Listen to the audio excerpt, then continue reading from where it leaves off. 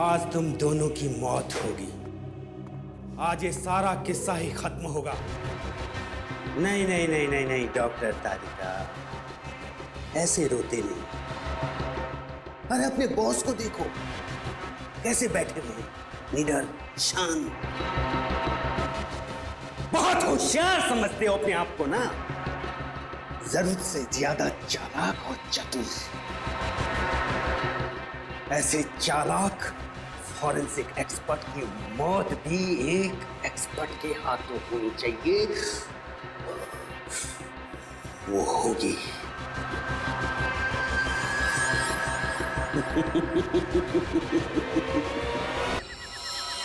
विजय sir को बुलाता हूं।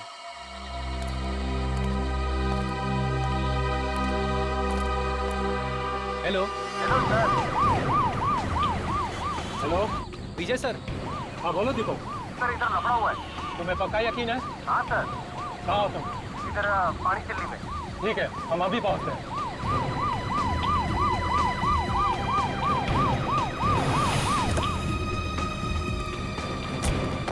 सर कहाँ है गाड़ी?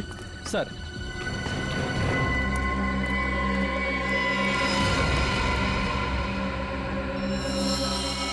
आदमी भी वही है और गाड़ी भी वही है।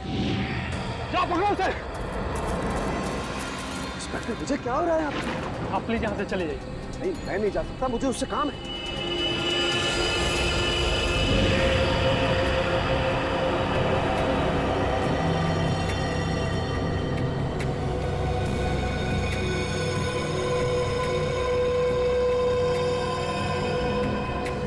अब क्या करें सर? सीआईडी को फोन करना पड़ेगा।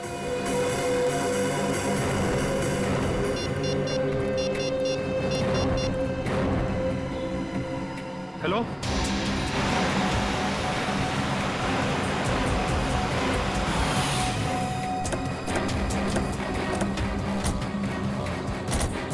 Hello sir. अंगद का है? सर गाड़ी के अंदर।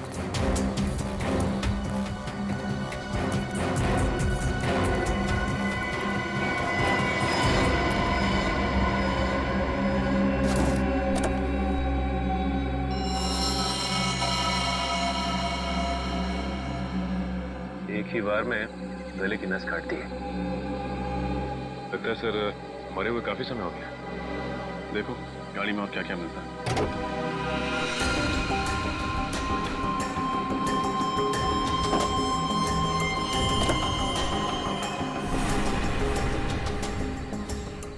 सर यहाँ ये और गाड़ी की पिछली सीट पे खून के धब्बे।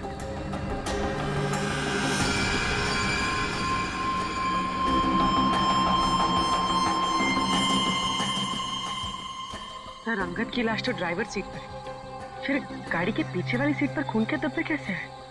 हाँ पुली, ये बात तो है। आपको कैसे पता चला कि इंद्रानी और लक्षिता के मर्डर केस में अंगद का कनेक्शन? दरअसल बात यह है सर कि 10 सितंबर की रात को मैंने इस आदमी को डॉक्टर सलूंके के साथ देखा। अभी जिंदा था। वो 10 सितंबर की रात हम जेल से फरार दो कैदी टीकू और जग्गू का पीछा करते हुए वार्ड वो हम पर लगातार फायर कर रहे थे। वहाँ पार्क की हुई एक गाड़ी के पीछे से भागते हुए वो जंगल में छिप गए। जब मैं उस गाड़ी के पास पहुंचा तो डॉक्टर सालुंके को उस गाड़ी से निकलते देख मैं आश्चर्यचकित रह गया। इंस्पेक्टर विजय, क्या हो रहा है यहाँ पर? सर हम कुछ क्रिमिनल्स का पीछा कर रहे हैं। आपकी जान को भी खतरा हो सकता है। आप प्लीज यहाँ से चले जाइए। नहीं, मैं नहीं जा सकता, मुझे उससे काम है। सर मैंने कहा ना, आपकी जान को भी खतरा हो सकता है। प्लीज आप चले जाइए और उन्हें भी अपने साथ ले जाइए।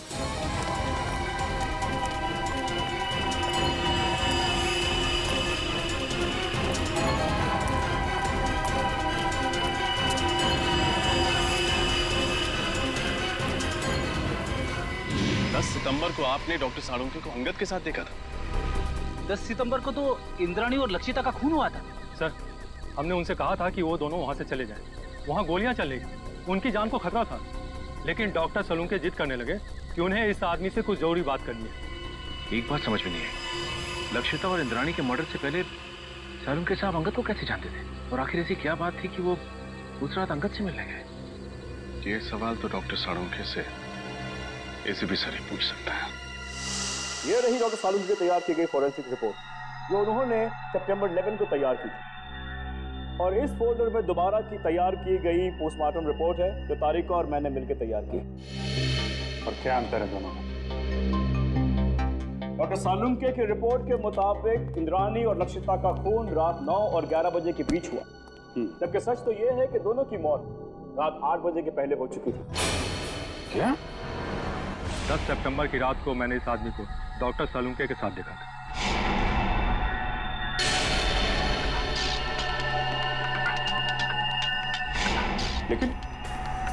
लेकिन डॉक्टर सालुंके ऐसी गलती कैसे कर सकते हैं? मुझे भी हैरानी हो रही है अभिजीत।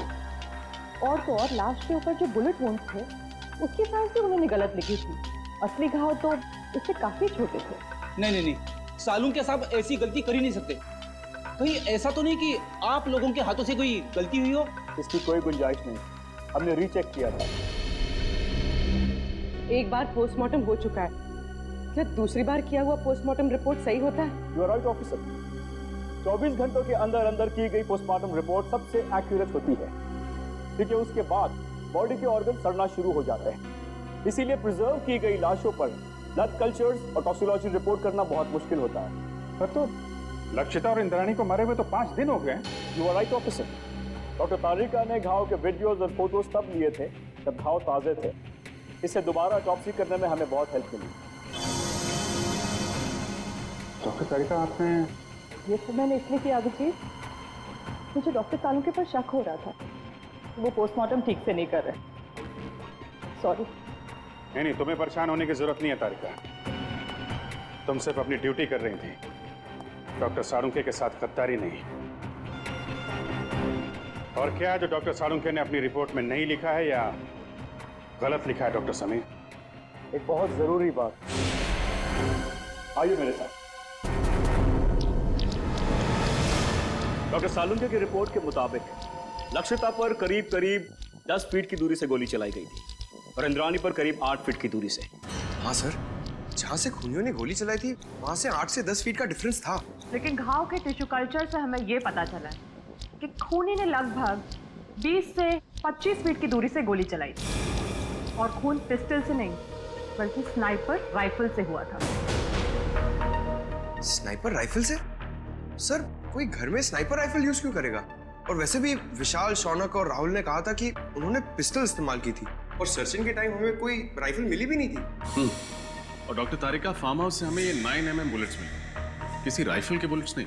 यही बात तो हम साबित करना चाहते हैं रजत, कि खूनी ने पिस्टल से नहीं बल्कि राइफल की हाई स्पीड बुलेट से खून किया था। और जब वो गोलियां लक्षिता और इंद्राणी के शरीर से बाहर निकल गई तब खूनियों ने वो गोली कहीं छिपा दी हो।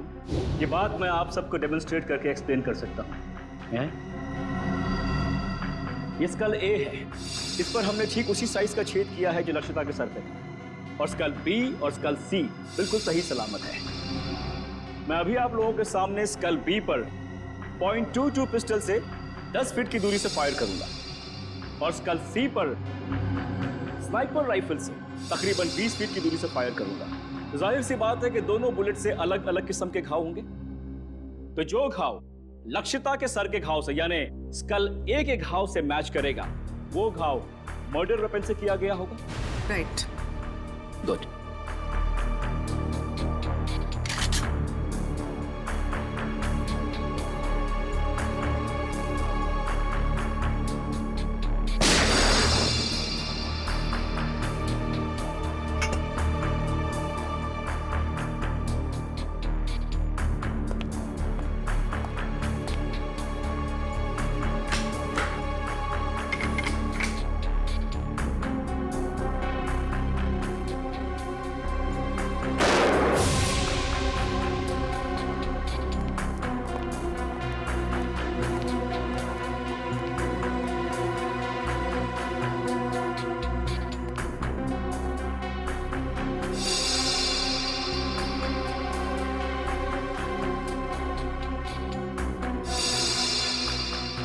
कहना बिल्कुल सही है सर, दोनों का खून राइफल से ही किया गया। हाई स्पीड बुलेट से जो घाव स्कल पर हुआ है वही घाव लक्षिता के सर पर भी था।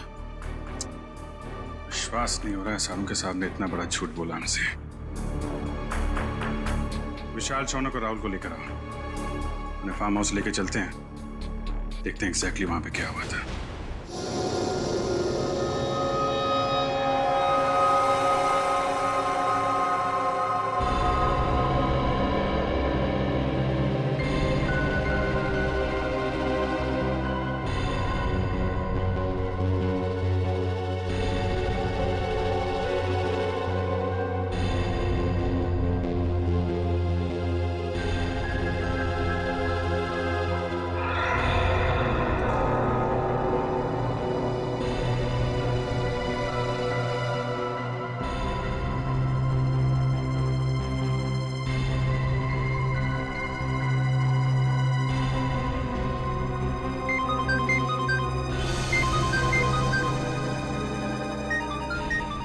ये मेरा फोन है, मुझे लेने दो। डॉक्टर सालुंके, आप शांत हो जाइए। अगर आप इतना चिल्लाएंगे तो आपका बीपी हाई हो जाएगा। Private number? हेलो जी, 1 मिनट, आपके लिए फोन। ठीक है। हेलो, कहाँ हो तुम? मैं दोपहर से तुम्हारा इंतजार कर रहा हूँ, फोन क्यों नहीं किया?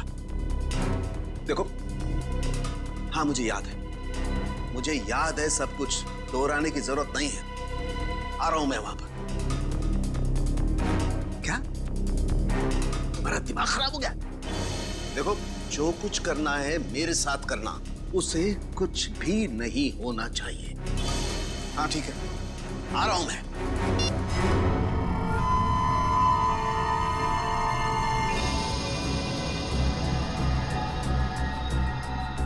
तो लक्षिता और इंद्राणी यहां सोफे पे बैठे हुए थे।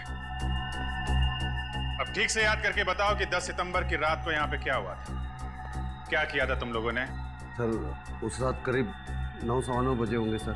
हम लोग पिस्तौल लेके जैसे ही फार्म हाउस के बाहर पहुंचे, यहाँ कोई वॉचमैन नहीं था। सर, हमने तय किया था कि हम पहले दोनों को शांति से समझाएंगे, अगर वो नहीं मानेंगी तो फिर उन पर गोली चलाएंगे। तो फिर तुमने उन्हें समझाने की कोशिश की? नहीं सर, जैसे ही हम लोग यहाँ पर पहुंचे, यहाँ पे बहुत अंधेरा था, सिर्फ टीवी की आवाज़ सुनाई दे रही थी। इससे पहले कि हम लोग कुछ करते, उन लोगों ने हम पे गोलियां चलानी शुरू कर दी। और उसके बाद तुम लोगों ने भी गोलियां चलानी शुरू कर दी? हाँ सर, क्या करते, उन्होंने शौनक को एक गोली मार दी थी। बस मेरी जान जाते जाते बची है सर, ये देखिए।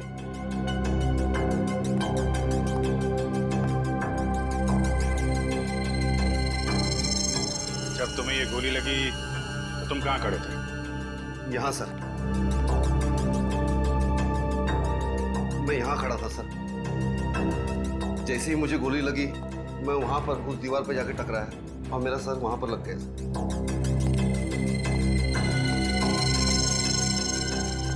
यहाँ पे गोली लगी तो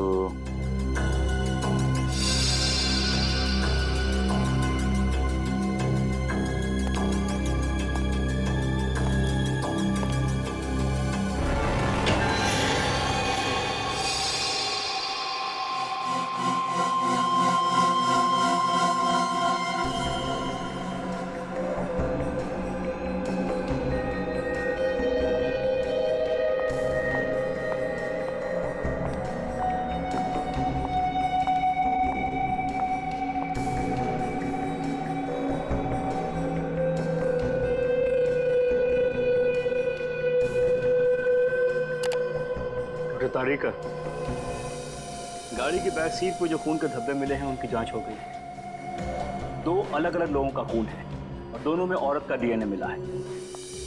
हैव अ लुक। दोनों औरतों की उम्र 45 से ज्यादा नहीं होगी। डॉक्टर समीर, क्या आपको पूरा यकीन है कि इसमें और कोई तीसरे आदमी का डीएनए सैंपल नहीं है? दूसरी बार डीएनए जांच में कोई गलती नहीं होनी चाहिए। I am very sure doctor, मेरा टेस्ट गलत नहीं हो सकता है। ओके। अच्छा, आपने अभी कहा कि दोनों औरतों की उम्र लगभग 45 साल है, राइट? या 45। तो कहीं ये डीएनए इंद्राणी और लक्षिता का तो नहीं? उन दोनों की उम्र भी लगभग 45 साल ही थी। हो सकता है, क्वाइट पॉसिबल। लेकिन ये कंफर्म करने के लिए उन दोनों औरतों के डीएनए से इस खून के डीएनए को मैच करना होगा। इन तीनों की बातों से और डॉक्टर समीर और तारिका की फॉरेंसिक रिपोर्ट से साफ साफ पता चलता है, यहाँ पे सारा चक्रव्यूह जानबूझ के रचा गया है। Yes sir. अगर ये तीनों दरवाजे से ही गोली चला के भाग गए तो फिर शौनक का खून लक्षिता के शरीर के पास कैसे मिला? और सर अगर दोनों यहाँ बैठी थी तो हमें इंद्रानी की लाश यहाँ नीचे कैसे मिली? हो सकता है गोली लगने के बाद वो वहां से उठ के भागी और यहाँ पे गिर पड़ी। और इस दीवार पे गोलियां कहां से चलाई गई? और तो और इन तीनों लोगों की उंगलियों के निशान इस घर में कहां से आए? अंगद, ये सारी कारीगरी उस अंगद की है। उसी ने इन तीनों की उंगलियों के निशान और ब्लड सैंपल यहाँ पे प्लांट किए हैं। और सर अगर इंद्रानी और लक्षिता ने गोलियां चलाई होती तो हमें गन्स भी मिलती। गन्स तो हमें मिली नहीं है। करेक्ट। और सबसे बड़ी बात यह है कि गोली अगर दरवाजे की तरफ से चलती तो घाव सर के पीछे की तरफ होता है, सामने या साइड में नहीं। अब तो साफ हो गया है, डॉक्टर सालुंखे ने जानबूझ के गलत रिपोर्ट बनाई है ताकि हम इन तीनों पे शक करें। मगर सर डॉक्टर सालुंखे ऐसा करेंगे क्यों? अब ये बात तो डॉक्टर सालुंखे ही बता सकते हैं और डॉक्टर साहब गायब हैं। समझ में नहीं आता ये सालुंखे अजीब हरकतें क्यों कर रहा है? सर, अंगद के गाड़ी के बैक सीट पे जो खून मिला था उसके डीएनए टेस्ट से साबित होता है कि वो खून लक्षिता और इंद्रानी का था। और डॉक्टर सालुंखे उस दिन अंगद के साथ ही थे। सालुंखे से बहुत सारे सवाल पूछने हैं, बहुत सारे सवाल हैं। फोन लगा रहा हूँ लेकिन फोन लग नहीं रहा है उसका। सर डॉक्टर सालुंखे तो अपना फोन 24 घंटे ऑन रखते हैं और उनकी आदत है कि वो तुरंत फोन रिसीव करते हैं। लेकिन सर जब हम उनके घर उस दिन गए थे तो उन्हें पता भी नहीं था कि उनका फोन है कहाँ। हेलो, पता लग गया अंगद और सालुंखे साहब ने सबसे ज्यादा फोन किस नंबर पे किए थे? हाँ, मैं नोट करता हूँ। पूर्वी फोन दो। हाँ बोलिए। Okay, thank you sir. Salunkhe साहब ने 10 सितंबर को अंगद के साथ 15 बार फोन पे बात की थी और हर बार उनकी फोन का लोकेशन वाड़ी और पनवेल के बीच था। अंगद को 15 बार फोन किया है और वाड़ी और पनवेल के बीच में? सर ये अंगद किसी प्राइवेट नंबर से फोन पे बात कर रहा था, इसीलिए उसका मोबाइल फोन ट्रेस नहीं हो पाया। और 15 सितंबर को रात 9 बजे सालुंखे साहब का मोबाइल शादीन मॉल के पास ट्रेस किया गया है। शादीन मॉल? सर, डॉक्टर तारिका से मिलने के बाद अभिजीत और मैं वहाँ डिनर के लिए गए थे और इसी मॉल के पार्किंग लॉट में सर मुझे गाड़ी के विंडशील्ड पे चॉकलेट के पेपर पे लिखा हुआ वो सुराग मिला था और उसी सुराग के जरिए हम लोग होटल रेड सेंट्रल के कमरा नंबर 111 तक पहुंचे। सर इसका मतलब डॉक्टर सालुंखे ने आपकी गाड़ी पर वो सुराग हमारे लिए छोड़ा था। सर मतलब डॉक्टर सालुंखे हमारी मदद करना चाहते हैं। पहले ये सालुंखे काम बिगाड़ता है और फिर सुधारने के लिए हमारी मदद भी कर रहा है। वाह, सालुंखे को तो सच्चाई बतानी ही पड़ेगी। सच्चाई बतानी पड़ेगी सालुंखे को।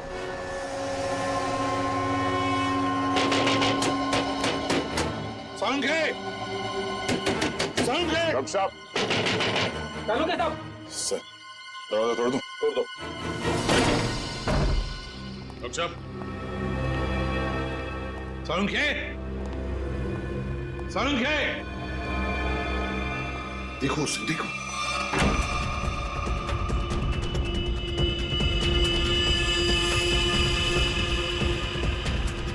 अबे पकिया, उठ, सीआईडी वाले आगे। सालुंखे! डॉक्टर साहब! डॉक्टर साहब!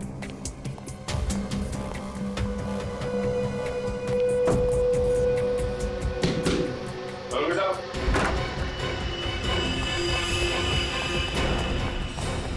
रुक जा! Salunkhe sir, Salunkhe sir,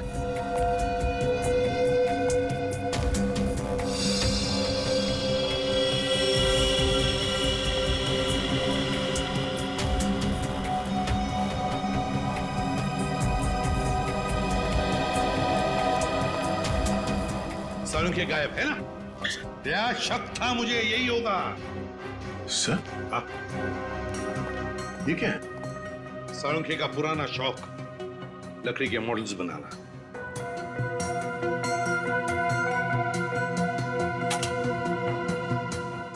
doctor साहब का मोबाइल सर। मोबाइल छोड़कर गया वो? ऑफ है।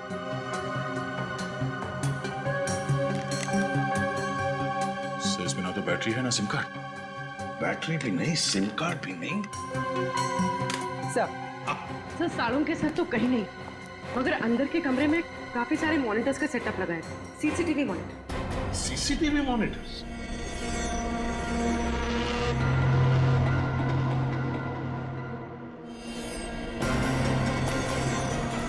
रुक जाओ वरना गोली मार दूंगा।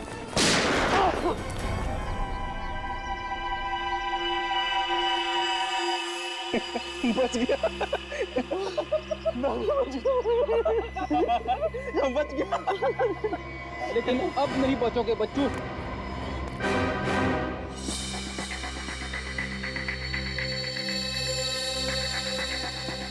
सर। हाँ।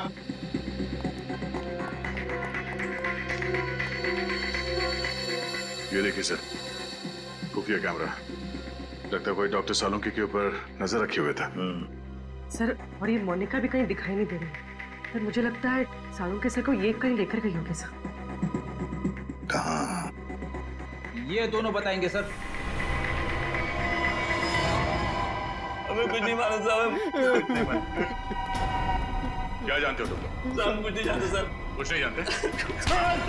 कुछ नहीं जानते? साहब हम तो सिर्फ घर की देखभाल करते हैं साहब। डॉक्टर सालुंके और मैडम मोनिका के जाने के बाद घर में कोई ना देख पाए सर। डॉक्टर सालुंके कहाँ है? हमें कुछ नहीं मालूम सर। तो छोटे मोटे टपोरी है सर। हमें कहा गया था इस घर पे नजर रख के, और जब भी कोई इधर ताक झाक करे तो हमें खबर कर दे। तुमने अभी तक ये नहीं बताया कि डॉक्टर सालुंके और मोनिका कहाँ है? बताओ। कैसे बताए सर? हमें खुद को नहीं पता।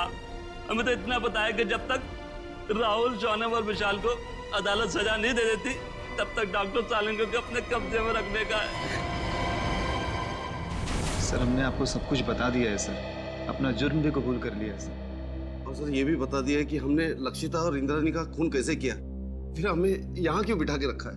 ये बताने के लिए कि इंद्राणी और लक्षिता का खून तुम लोगों ने नहीं किया। क्या? पर सर हमने तो सर अपने हाथों से लक्षिता और इंद्राणिया पे गोली चलाई थी सर। हाँ लेकिन वो दोनों पहले से ही मर चुकी थी। क्या? वो दोनों मर चुके थे? हाँ, मैं समझाता हूँ। तुम तीनों ने गोलियां जरूर चलाई थी इंद्राणी और लक्षिता पर उनकी मौत जिन गोलियों से हुई वो गोलियां तुम लोगों ने नहीं चलाई। तो फिर वो गोलियां किसने चलाई? उस खूनी ने चलाई थी गोलियां जो तुम्हें इन दोनों के खून में फंसाना चाहता था। सर अगर हमने खून नहीं किया तो फिर हम जा सकते हैं सर? नहीं, तुम लोगों ने खून नहीं किया, पर खून करने की कोशिश जरूर की है और इसकी सजा तुम्हें जरूर मिलेगी। देखो अगर तुम तीनों लंबी सजा से बचना चाहते हो तो तुम तीनों को हमारी मदद करनी होगी ताकि असली गुनहगार पकड़ा जा सके। करेंगे सर, आप जो कहेंगे करेंगे। हम लोग तीनों आपकी पूरी मदद करेंगे सर। और एक बात बताओ, क्या तुम लोगों का ऐसा कोई दुश्मन है जिसे फायदा हो तुम तीनों को फांसी पे चढ़ाकर? सर दुश्मन तो वैसे कई है। हम लोग जिस धंधे में काम करते हैं वहां पर सर दोस्त कम दुश्मन ज्यादा होते हैं। किस किस का नाम ले सर? सर इन तीनों को फंसाने के लिए खूनी को पहले से मालूम होना चाहिए था कि उस रात ये लोग लक्षिता और इंद्राणी का खून करने जाने वाले हैं। ये बात तो है दया, कोई तो जरूर जानता होगा। एक बात बताओ, कौन जानता था तुम्हारे इस प्लान के बारे में कि तुम उस फार्म हाउस पर जाने वाले हो? नहीं सर, ये बात तो हमने राजी रखी थी। वैसे ये प्लान तुम लोगों ने बनाया कहां पर? हा? सर होटल रेड सेंट्रल में। अंगद के कमरे में? कमरा नंबर 111 में? नहीं, रूम नंबर 111 में नहीं सर, 308 सर। हाँ सर। वो रूम नंबर 308? तो क्या कोई अजनबी आया था तुम्हारे कमरे में 308 में जब तुम लोग बातचीत कर रहे थे? है? विशाल तुझे याद है जब हम लोग उस कमरे में बात कर रहे थे तो वहाँ एक वेटर आया था इंटरकॉम का फोन रिपेयर करने के लिए, और उसने गलती से टेबल पर रखा हुआ खाना गिरा दिया। अरे गलती से नहीं भाई, जानबूझकर गिराया था उसने खाना। और वो उस कमरे के अंदर कपड़ा ढूंढ रहा था खाना पोंछने के लिए ताकि वो टाइम पास कर सके और हमारी बातचीत सुन सके। लेकिन सर हमने उसके सामने तो कोई ऐसी बातचीत की ही नहीं थी। सचिन ले जाओ इन तीनों को। चलो आप रेडी? क्या पता चल? सर, हमने पूरा फुटेज चेक कर लिया सर। सालुंके साहब के घर पे मोनिका और तारिका के अलावा बाहर का कोई आदमी आया नहीं था। और सर, सालुंके साहब और तारिका के बीच में कुछ बातचीत हुई है। क्या बातचीत हुई है? अब साउंड नहीं है, इसके लिए समझ में नहीं आ रहा। सर, किसी लिप रीडिंग एक्सपर्ट को बुला लेते हैं, शायद कुछ पता चल जाए कि इन दोनों के बीच क्या बातचीत हुई थी। बुला लो किसी लिप रीडिंग एक्सपर्ट को, पता तो चले क्या बात हो रही थी। होटल रेड सेंट्रल, कमरा नंबर 308, वेटर।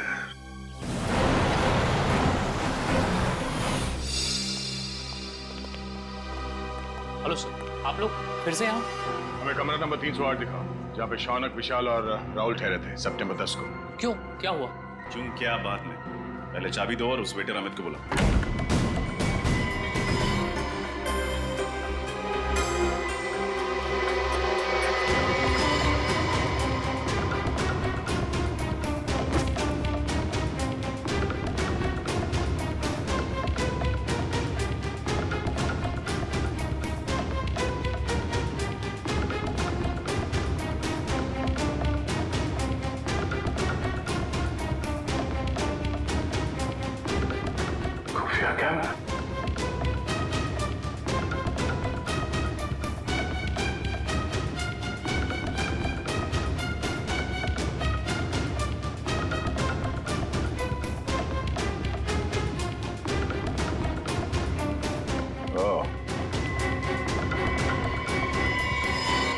ये देखो, खुफिया कैमरा और ये बग।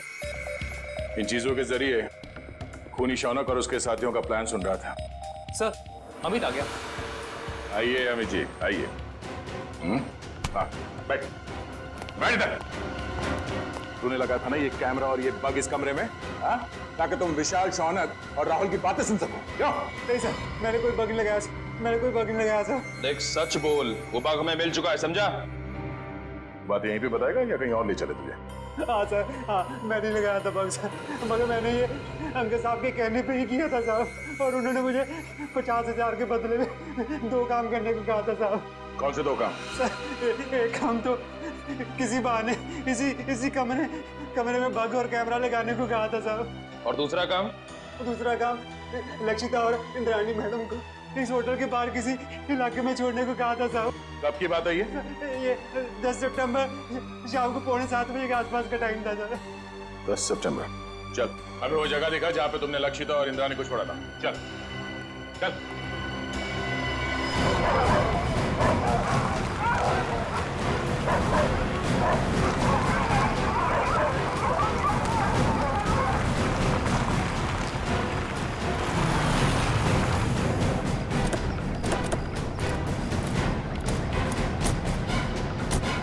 सर, यहाँ पे छोड़ा था मैंने, और सर वो दोनों वहाँ पे खड़े थे, वहाँ पे।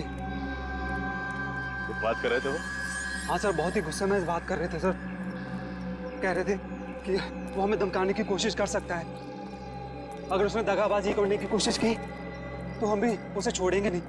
लेकिन सर बाद में होटल में चला गया, उसके बाद क्या कुछ हुआ मेरे को सर पता नहीं। सर, इंस्पेक्टर विजय ने डॉक्टर सालुंके और अंगद की गाड़ी को आखिरी बार यहीं आगे पास में ही देखा, और बाद में गाड़ी की बैक सीट पर उन दोनों औरतों के खून के निशान भी मिले। ऐसी जगह पे राइफल या स्पीड बुलेट का इस्तेमाल किया जा सकता है। खूनी ने राइफल का इस्तेमाल किया है, पिस्टल का नहीं। तो गोली 5 फीट की दूरी से नहीं, काफी दूर से चलाई गई है। एक काम करो, आसपास देखो कोई सबूत मिलता है क्या।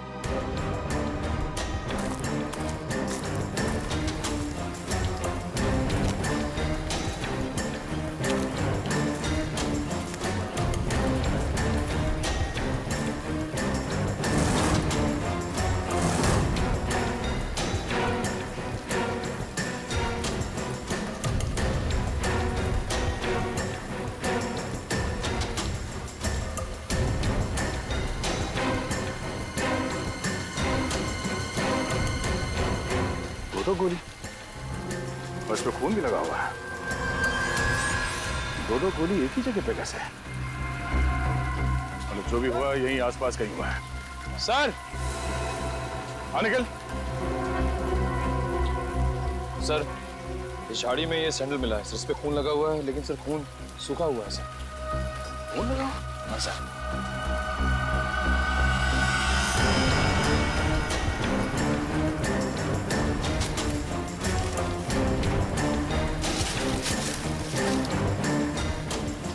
सर ये तो लक्षिता मैडम का बैग है, मुझे अच्छी तरह से याद है, उस दिन होटल में वो यही बैग लेकर आई थी। लक्षिता मैडम का बैग? कैसे? ये खून लगा हुआ है, इस बैग पे जो उंगलियों के निशान हैं जरूर उस खूनी के होंगे, और वो खूनी भी ज्यादा दूर नहीं गया होगा।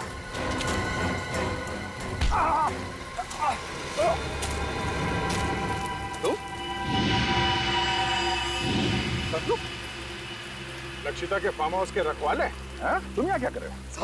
साहब मुझे माफ कर दो साहब, मैंने कोई खून नहीं किया साहब, मुझे तो आपके ऊपर नजर रखने के लिए कहा गया था साहब। सच बता, तूने झूठी गवाही क्यों दी? हमें पता चल चुका है कि तूने फार्म हाउस में कोई खून होते हुए देखा ही नहीं, क्योंकि तुम्हारी लक्षिता मैडम और इंद्रानी मैडम, उन दोनों की मौत 7:30 बजे हुई, और यहाँ पे। साहब मुझे छोड़ दो साहब, मुझे अंकल साहब ने बोला था ऐसा करने के लिए साहब। अंगद मर चुका है। मुझे कोई दूसरा आदमी फोन करके काम करने के लिए कहता था साहब। कौन है वो आदमी? मुझे नहीं पता साहब, कौन है वो आदमी, वो कभी सामने नहीं आया साहब, वो हमेशा मुझे फोन पे बोलता था सर। मगर अब उसे सामने आना ही होगा। चल चल। मिस्टर मयंक, इस सीसीटीवी फुटेज को गौर से देखिए और हमें बताइए कि ये लोग क्या बोल रहे हैं। इसमें कोई साउंड सुनाई नहीं दे रहा है। यही तो मेरा काम है ऑफिसर। मैं उनकी होठों की मूवमेंट से पता लगाऊंगा कि वो क्या बोल रहे थे।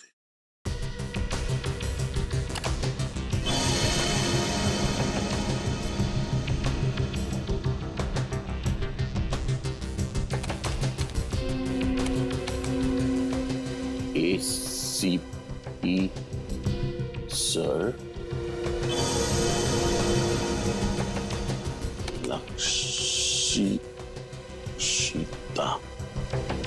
लक्षिता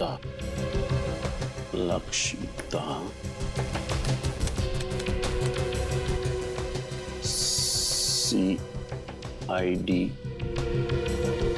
टीम।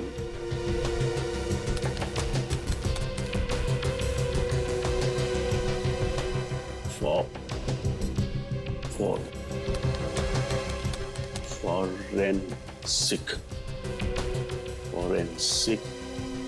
अभिजीत, उस प्लॉट पर से जो पर्स मिला, उस पर जो उंगलियों के निशान है वो खूनी के ही हैं। सर ये खूनी बहुत चालाक है, काम होने के बाद अपने आदमियों को भी मार डालता है। अंगद के अलावा किसी और को कुछ मालूम नहीं था उसके बारे में, इसलिए लक्षिता और इंद्राणी को मारने के बाद उसने अंगद का भी खून कर दिया। और इसीलिए अभिजीत, मुझे साळुंखे की चिंता हो रही है, उसकी भी जान को खतरा हो सकता है। समझ में नहीं आता गया कहाँ। हाँ, मैं कुछ मिला क्या? सर कोशिश कर रहा हूं सर। सर ये मोनिका मुझे नर्स नहीं एक क्रिमिनल लगती है, जरूर यही साळुंखे साहब को कहीं ले गई होगी। हाँ, और ये तारिका, ये साळुंखे के घर क्यों गई थी उससे मिलने? और ये बात उसने हमें बताई भी नहीं। सर ये देखिए, तो डॉक्टर तारिका डॉक्टर साळुंखे से माफी मांग रही है और कह रही है ACP सर और पूरी CID team Lakshita Indrayani murder case में की गई आपकी फॉरेंसिक जांच पर शक कर रही है। सॉरी सर, ये सब मेरी वजह से हो रहा है।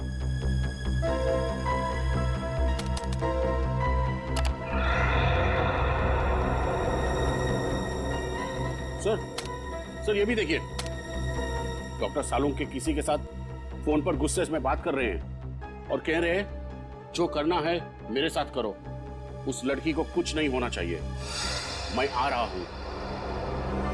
उस लड़की को जाने दो। है कौन ये लड़की अभिजीत, जिसे साळुंखे बचाने की कोशिश कर रहा और फिर खुद गायब हो गया? कहां गायब हो गया ये साळुंखे? ये सारा चक्कर क्या है?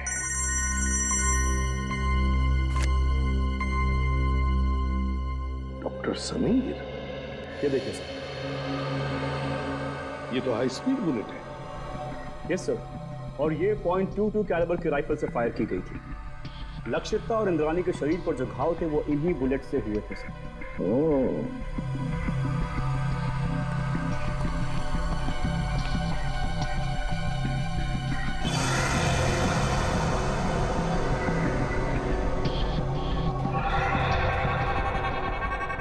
डॉक्टर सलीम। Yes sir. ये अंगूठे का निशान है ना? Yes sir. ये ऐसे धुंधले क्यों है ये निशान? ये ठीक से मिले नहीं? नो सर, ये धुंधला नहीं, ये निशान ऐसे ही है। I explain. ये देखिए सर, फोन से सनी हुई बाकी उंगलियों के निशान हैं इस बैग पर, लेकिन अंगूठे का निशान नहीं है सर।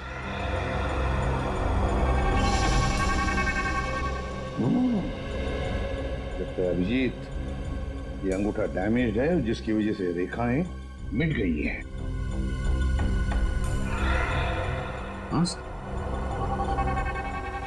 लगता है ऐसा हाथ मैंने कहीं देखा है। बिल्कुल सही अभिजीत, मैंने भी ऐसे अंगूठे वाले आदमी को देखा है।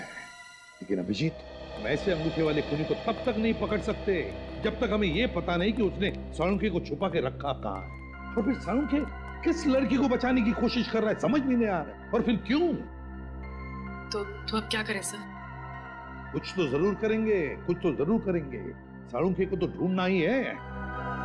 जरा सोचो, साळुंखे ने फोरेंसिक का रिपोर्ट गलत बनाया था ताकि हम उस पर शक करें, और फिर उन्होंने दया के लिए होटल रेड सेंट्रल का सुराग छोड़ा, उसकी गाड़ी के वाइपर पे।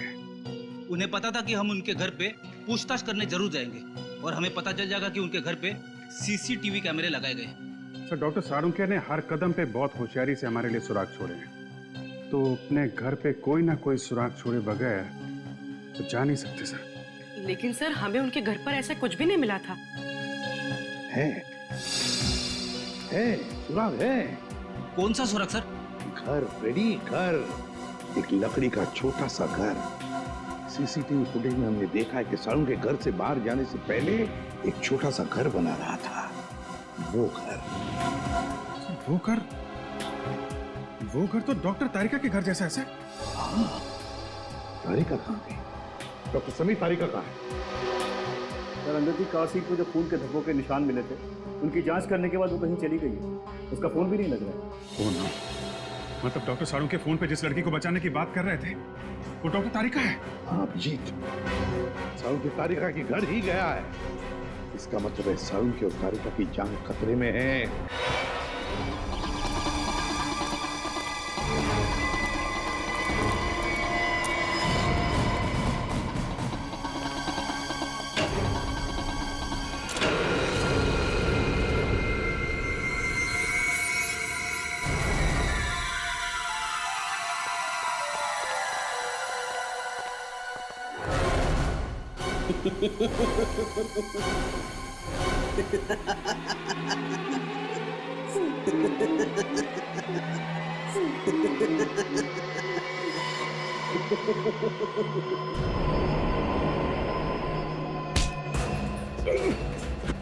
इंजेक्शन से दे दो तुषार, हर किसी नहीं। सीआरडी मुझे जिंदा कभी नहीं पकड़ सकती है। मैं ये इंजेक्शन खुद इंजेक्ट करूंगा। नहीं।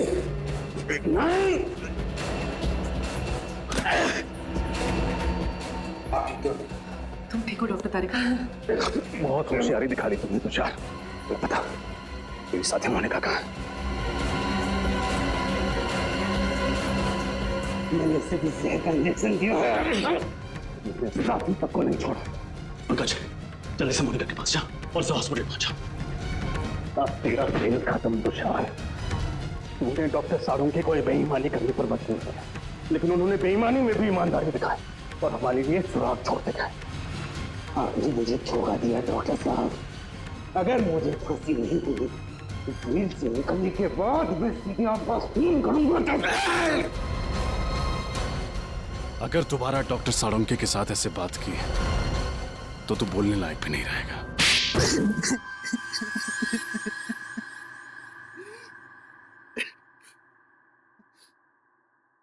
कितनी मेहनत से मैंने ये पूरा प्लान तैयार किया था। एक तीर में 5 शिकार, लक्षिता, इंद्रानी राहुल, विशाल, शौनक सबको एक साथ अपने रास्ते से हटाने का प्लान बनाया था मैंने। इंद्रानी और लक्षिता को तुमने क्यों मारा? क्योंकि मैं इनकी पूरी जमीन हड़पना चाहता था, इसलिए मेरे लिए इनका मरना बहुत जरूरी था। मैंने इन्हें इस तरीके से मारा कि इनके खून के इल्जाम में ये तीनों फंस जाएं और इन्हें फांसी की सजा हो जाए, क्योंकि इन तीनों ने लक्षिता और इंद्रानी को जान से मारने की धमकी दी थी। इसलिए सबको यही लगता कि खून इन तीनों ने किए। लेकिन इस सब में डॉक्टर सालुंके को क्यों फंसाया तुमने? क्योंकि सीआईडी डॉक्टर सालुंके पर बहुत भरोसा करती है। उनकी फॉरेंसिक रिपोर्ट के आधार पर केस की तहकीकात आगे बढ़ाती है। यहाँ तक कि अदालत में फॉरेंसिक रिपोर्ट को बहुत महत्व दिया जाता है। इसलिए मैंने डॉक्टर सालुंके को गलत फॉरेंसिक रिपोर्ट बनाने के लिए मजबूर किया। तुम्हारा दिमाग खराब है? तुमने पूरी की पूरी सीआईडी टीम के पीछे अपने स्नाइपर लगा रखे हैं? वो भी बहुत अच्छे स्नाइपर। इनका निशाना कभी चूकता नहीं है डॉक्टर साहब।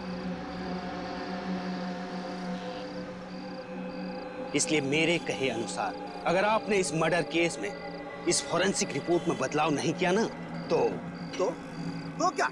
तो मैं आपकी पूरी सीआईडी टीम को एक साथ एक समय मरवा डालूंगा। मेरी मदद करेंगे ना? देखो तुम,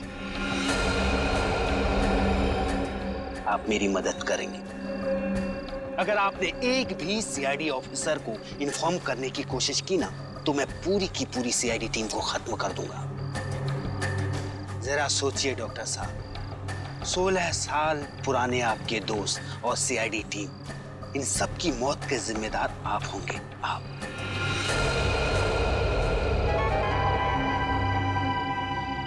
ठीक है, मैं तुम्हारी मदद करूंगा। बहुत अच्छी। और हाँ, कोई होशियारी नहीं। तुम्हारी हर चीज अभी रिकॉर्ड करेगा। तुमने डॉक्टर सालुंके पर दबाव डालने के लिए हमारी जान लेने की धमकी दी। एक इंसान के पीछे एक हैवान छुपा हुआ है। अब बताओ, 10 सितंबर की रात को पनवेल के फार्म हाउस में क्या हुआ था?